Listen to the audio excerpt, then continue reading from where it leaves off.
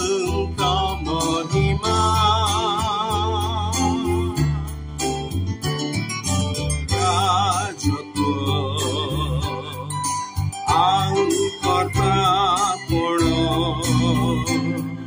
ସଦା ତାଙ୍କ କର ତାଙ୍କ ଆରାଧନା। ପ୍ରିୟ ଶ୍ରୋତା ବନ୍ଧୁ, ଏଇ କିଏ এই বিষয় ক্রমর 17 ভাগକୁ ଆପଣଙ୍କୁ ସ୍ୱାଗତ। ମାଥ୍ୟୁ ଲିଖିତ ସୁସମାଚାର 8 ଅଧ୍ୟାୟର 19 ପଦରେ ଆମେ ଏହିପରି ପାଠ କରୁ। ପୁଣି ଜଣେ ଶାସ୍ତ୍ରୀ ତାହାଙ୍କ ନିକଟକୁ ଆସି କହିଲେ, ହେ ଗୁରୁ, ଆପଣ ଯେକୌଣସି ସ୍ଥାନକୁ ଯିବେ ମୁଁ ଆପଣଙ୍କ ଅନୁଗମନ କରିବି। ଏଇଠାରେ ଜଣେ ଶାସ୍ତ୍ରୀ ପ୍ରଭୁ ଯୀଶୁଙ୍କୁ ଗୁରୁ ରୂପେ ସମ୍ବୋଧନ କରନ୍ତି। ବାସ୍ତବରେ ଯୀଶୁଙ୍କ ଶିଷ୍ୟମାନେ ତଥା ଅନ୍ୟାନ୍ୟ ଲୋକେ ମଧ୍ୟ ବିଭିନ୍ନ ସମୟରେ ଯୀଶୁଙ୍କୁ ଗୁରୁ ବୋଲି ସମ୍ବୋଧନ କରିଛନ୍ତି। ସେ ମଧ୍ୟ ଏହାକୁ ମାନ୍ୟତା ଦେଇ କହିଲେ, ତୁମ୍ଭେମାନେ ମୋତେ ଗୁରୁ ଓ ପ୍ରଭୁ ବୋଲି ଡାକୁଅଛ ଆଉ ଯଥାର୍ଥ କହୁଅଛ। ଯୋହନ 13 ଅଧ୍ୟାୟର 13 ପଦ।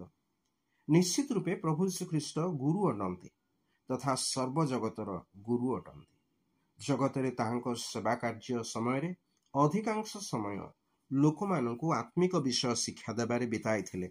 ସେ ଲୋକମାନଙ୍କୁ ଦିବ୍ୟ, ସ୍ୱର୍ଗୀୟ ଏବଂ ଆତ୍ମିକ ବିଷୟ ବ୍ୟବହାରିକ ଉଦାହରଣ ମାଧ୍ୟମରେ ଅତ୍ୟନ୍ତ ସରଳ ଭାବରେ ଶିକ୍ଷା ଦେଉଥିଲେ। ତାହାଙ୍କ ଶିକ୍ଷା ଗୁଡ଼ିକ ସବୁ ସମୟ ପାଇଁ ଆତ୍ମିକ ମାର୍ଗଦର୍ଶନ ଥିଲା।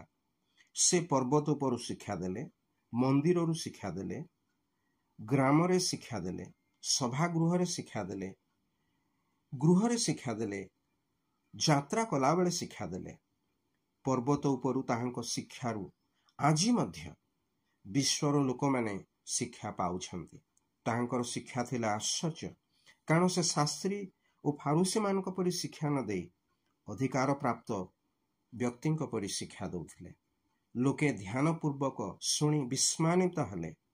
ମାତ୍ର ଦୁଃଖର ବିଷୟ ଏହି ଯେ ଆଜି ଯେପରି ସେଇଦିନ ମଧ୍ୟ ଲୁକ 18 ଅଧ୍ୟାୟର 18 ପଦ ଅନୁସାରେ ସେମାନେ ସଦ୍ଗୁରୁ ରୂପେ ତାହାଙ୍କୁ ମାନ୍ୟ କରନ୍ତି, କିନ୍ତୁ ତାହାଙ୍କୁ ପ୍ରଭୁ ରୂପେ ସ୍ୱୀକାର କରିନାହାନ୍ତି କି ତାଙ୍କଠାରେ ବିଶ୍ୱାସ କରିନାହାନ୍ତି। ସେହିପରି ଲୋକେ ବିନଷ୍ଟ ହୋଇ ନର୍କଗାମୀ ହେଲେ।